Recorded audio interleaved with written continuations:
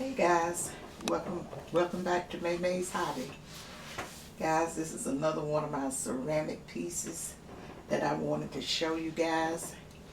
And I was going to show it last year, but you know how everything turned out and I didn't get a chance to, because I switched over and showed you guys that my Santa and Mrs. Claus pieces that I had did. And I was intending to talk to you guys about the artwork that was on the Santa and Mrs. Claus, but when I got to talking, I forgot about it. But right here, I think Tuck is focused on it. It's the that artwork that I was telling you guys that I did. You have to have little small brushes, but guys, it's not hard at all. Like with the beaks and all of that stuff. You just got to want to do it and take your time. And stuff that you think look hard is not hard. Because with those eyes, all you have to do, like I say, you got to have little fine brushes. And back then, people would call those brushes slightly expensive. But they, you know, nowadays they probably would be. But back expensive then is, back then, it's probably really expensive now, because a brush like that I would use would probably only cost about $4 or $5, somewhere along in there. I can't quite remember, and I really think that I do have all of them. But see guys, with this eyes, let me tell you, all you do, you take that little small tiny brush and you paint that whole little area in there where that eye is. According to how you gonna do the eye, you paint it white. And then you go in and you make that little circle, you know, for the, what's that dark part of your eye? What is called, the iris? And, Pupil. Okay. I don't know what, anyway. You know, I know about the eye, but I can't even think of it. But anyway, you just go in after you done painted the whole little spot white. You just go in and paint that, the black part of your eye. I think you call it the iris, if not, whatever. And then you put the pupil, the little center, that's like a little dot. And you do it with a different type paints, guys. And you do it with paints that works up under what you call, this got an overglaze over it. You do it with like a one coat paint. You don't have to do it like you do a glaze and others where you put 2 or 3 coats on it. You just put one, you know, you do it one time. And that's called your undercoat, if I'm not mistaken. It's been so long ago, so guys don't hold me to my memories.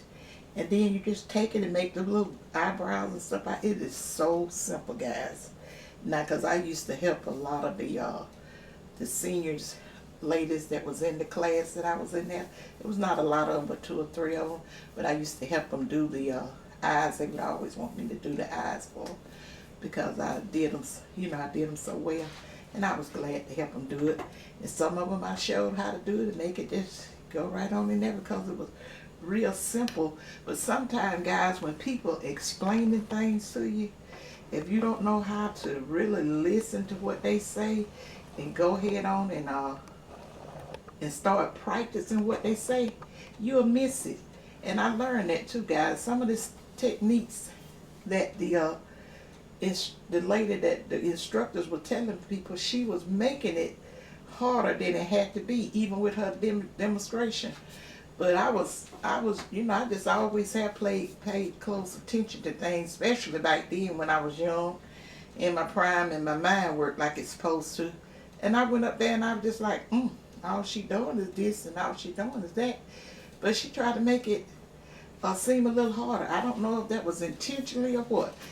But anyway, when I got to do it so well, and all of them saying, you know, they just cannot do the eyes. And then I would like tell them, I said, all you got to do is just do that. You ain't like you going in there and making that circle or whatever.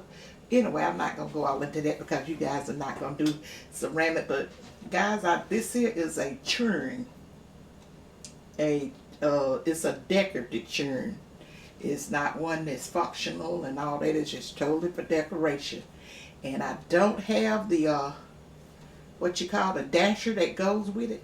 Now guys, my mama gave me the churn that she used to use to churn buttermilk, chewing our butter and stuff in it. I have that churn. She gave it to me, I imagine about 40 or 45 years ago. A long time ago, she had wanted me to have it, so she gave it to me because I used to help them so much when they were churning and stuff like that, opening up the whipping cream and pouring into the jugs and stuff. I sit out on the table and got warm. I just always enjoyed that. But anyway, it's a little small story I want to tell you about the dasher. The dasher is that long stick-like thing that goes in there that you be churning up and down for that there butter to rise to the top. And it's Gary have an uncle. Well, he's deceased now, but this was over 30-something years ago, before Brittany was born. We had went down and picked him up because he lived a few cities over from us. I think it was Gary's grandfather had passed. Was that who had passed, Gary? Or was it Aunt Tiny when we went to pick Uncle Junior up? Who was that? When he came up to the house and told me. Can you remember that? I'm sorry. Yeah, I remember. I can't remember which one had passed. Well, anyway, I had the churn sitting in there in the kitchen, and Junior paid some attention to it. He said, "That's a nice churn." And I was like, "Oh," I said, "Oh, okay, thank you." And Uncle Junior was, what you call it, just a little special in the way he talk and do things and stuff like that. And then he say, "What a dasher at?" You remember that? You remember what I'm talking about now? Mm-hmm. And I told him, I said, it don't work, Uncle Junior. It's not something to use. It's just something to sit around to look pretty. He said, "Well, you still got to have a dasher." And I said, well, they didn't have, it's not a dasher to go to. He said, "I'm going to make you one." You remember now? Yeah, I don't remember him saying that, but I do remember the dasher, and I do remember all that about it, yeah.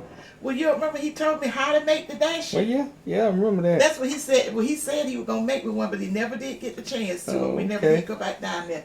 He told me, because he said, all you got to do is take a mop, get on a mop, a stick like that, and you cut it off. You cut it off, and then you put your little, he said, he called it feet. He said, you put your feet on it, then he said, you put one, he said, I think he said about 3. He said, get you some wood. He explained it to it just well.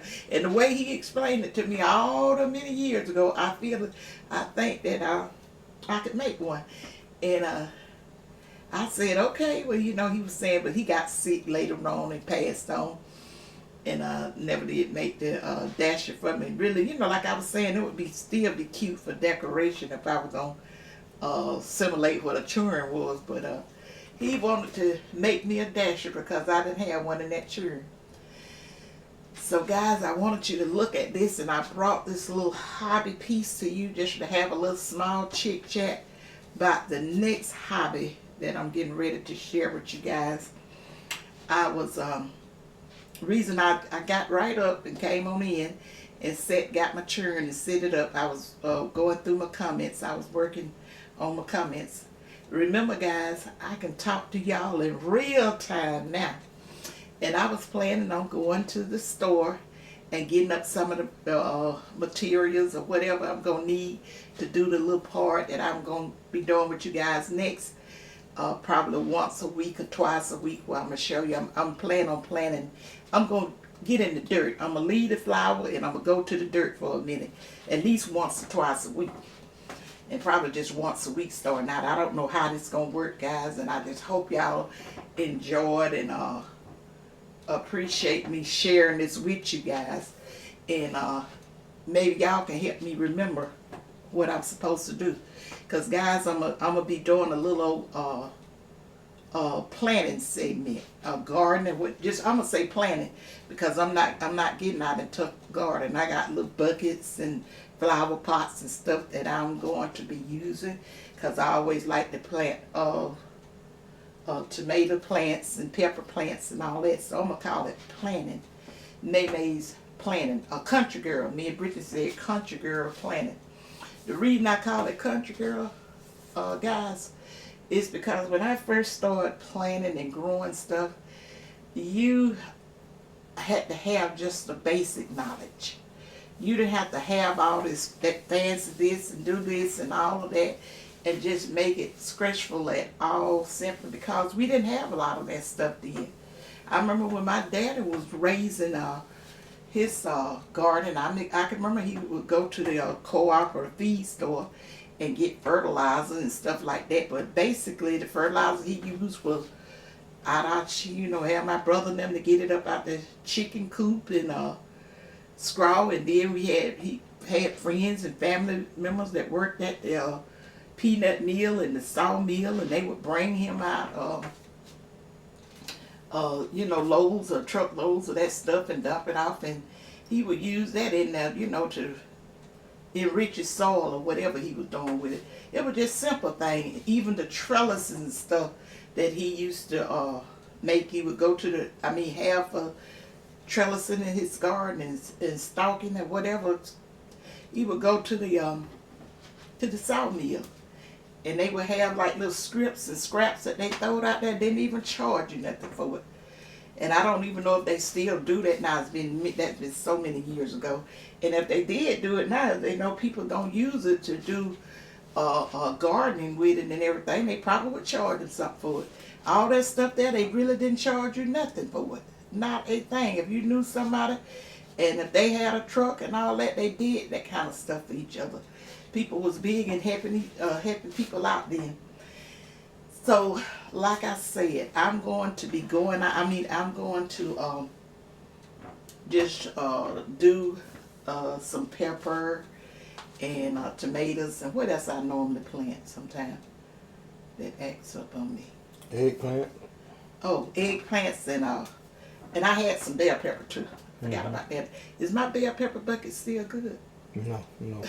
What happened to it? Rotted away. It rotted away and wind knocked it over, all kind of stuff. Garrett, might have torn up my. I had an old tote that he had thrown out when he was up there in my shed, and I got the tote and stuff, and I said, I believe I could plant something in it. So I got it, and this was a few years ago. So we used it 2 or 3 years just on the dry rot. Yeah, I put the bell peppers in there, guys, and you won't believe the bell peppers I raised in. May not even know how to go back and raise them because I just was working on my old time knowledge, how to plant and how deep and all that there. Because I look at a lot of the channels and stuff that grows. I said, oh my God, that make putting stuff in the ground kind of stressful. And then I've had some of our cyber family. One of them sent me a picture of I think it was Miss Joanne. She sent me a picture of her mother's ginger plant and her tomatoes and stuff that she said that she was inspired by Tuck to do it, and she had hers in buckets. And I'm telling you, they was gorgeous. And I don't know what I remember. I do know what area she lived in, but I tell you that weather is really good for planting. And you don't have to plant a lot, guys, especially when it just you just doing something for your family and the hobby, and then the extra that you share. Because I really don't worry about cucumbers that much, simply because my neighbor, she is so sweet. Her and her husband, they grows. Did I say tomatoes or should I say cucumbers? You said cucumbers. Mm-hmm. Did I say cucumbers? Mm-hmm. Oh, I don't think I said it. Oh, she bring me cucumbers over, and my granddaughters, they usually down with me. They usually spend the whole summer and stuff with me before this stuff happen. They come down and they love cucumbers, and I would always incorporate it in the lunch and meal, and then I would just slice one up and just put it in a container and sprinkle a little salt. My oldest granddaughter, she's really crazy about them. And just slice one up so she can come up here and just grab it and snack on it, crunch down on it when she get ready. And sometimes my baby granddaughter, she would come up and get some. Then I had to start putting 2 in there. It was just, I just loved the way they did that. She loved the cucumbers. And like I said, my neighbor brought them over. Hey neighbor, she watches me she watches my channel, and she know of what I'm talking about. Because I think one year, guys, I shared some with you. She had brought some over, and I made a video the next day or whenever it was I made it. And Tuck was gonna show some of his vegetables and stuff. So I just incorporated it in the video. But I did this here so I could have a little chit chat with y'all to tell you I'm getting ready to go out to the stores and get some more supplies and stuff. And I'm gonna start out small, and if I do like I do when I get to talking to you guys, just get the planning every time I go to the store and get something or whatever. We'll see how it grows. But I just plan on doing some pepper and tomatoes. And I'm gonna tell you now, I'm not trying to educate you or tell you anything about all this stuff. I really don't know, because nowadays the stuff is not the same as it was when we was coming up. You have to do a whole lot of stuff, and I don't know if it's gonna be so much organic. Because I know my mom and them used to use the eggshells, because we had a ton of chickens and all of that situation. And whenever she boiled eggs or whatever the case may be, she always keep the eggshell, and she always made tea, and she kept the tea bags and stuff. Now I hear some people have told me you can use the coffee grinds and stuff in your compost, and they might have used it. I can't remember all of it, because I was like pre-teen age, when my father was doing all that stuff. But I just loved it being around him, so that's when I picked up on and can remember some of the things as to how he did it.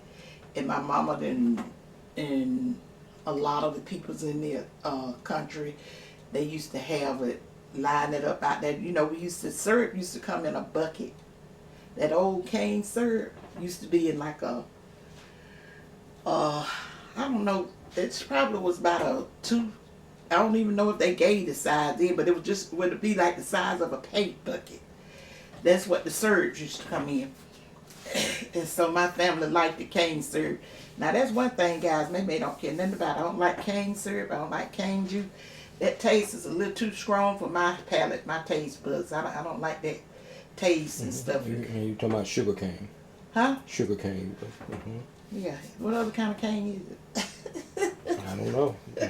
Well, I don't know if I was saying the wrong thing. Like I said, I forgot a lot of that stuff.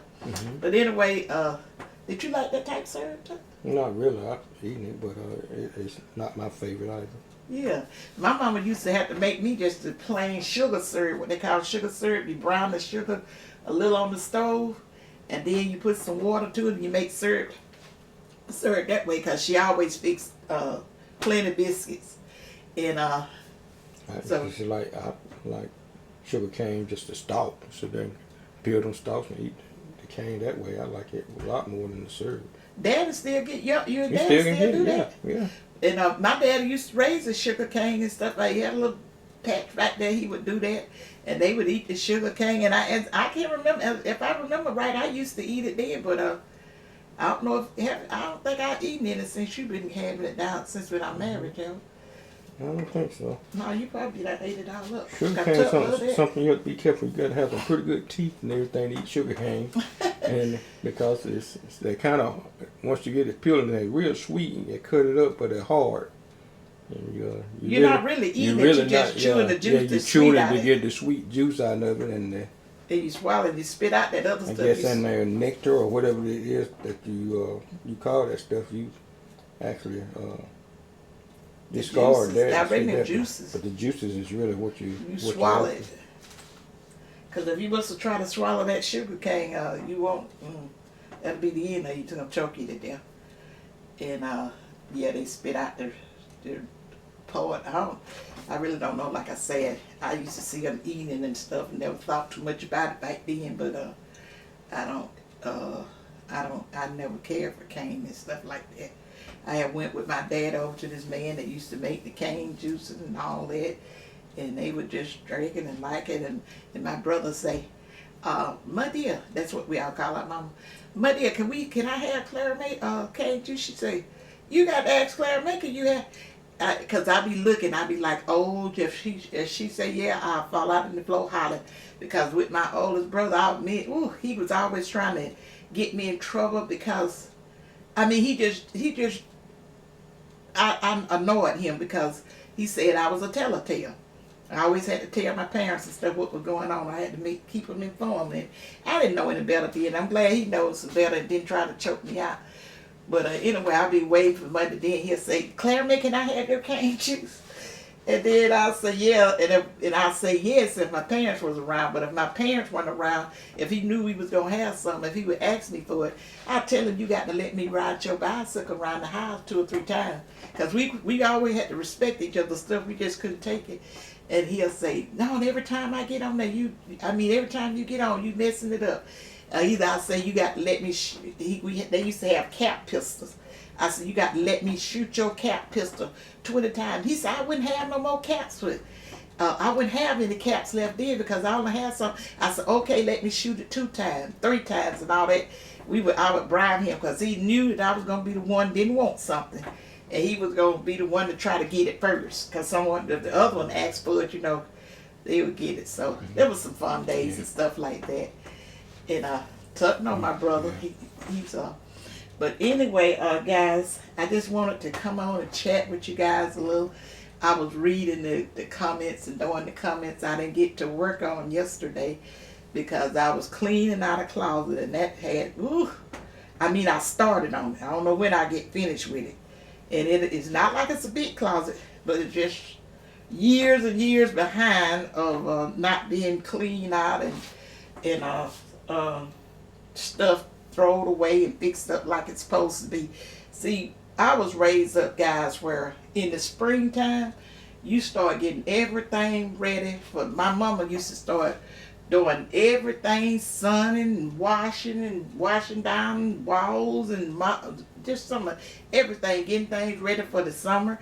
Because in the summertime, when she get to what she called her canning and all that stuff, she wanted her house in order so that all she would have to do is just cooking and keep it rolling. And then my grandmother and my sisters and my aunts and all of them used to come down. The people up north used to come down and visit over the summertime. It would always be just such a wonderful time. But and another thing I want to say, guys, I was reading a comment and I replied back to you this late. One of a Sarah family told me that she really don't comment much, but she just took it out of her time and it was out and just took the time out to tell me she appreciate me. Hey guys, my camera cut off and I was talking a little long, but I was planning on doing this myself, but I was up a couple of steps I didn't know, so I had to get Tuck up to show me I had everything set up. It may not be set up right, but I'm going to have to go ahead on the end this video. I plan on it. I don't know if I'm going to do it or not because I get so involved in my dirt. I just may be out there just planning and forget that I'm recording. But I plan on talking to you guys more when I'm out there digging in the dirt, trying to plant our peppers and tomatoes and stuff, so I can just share with you guys that little part of my life that I just really, really enjoy. So let me go ahead on the end this, guys.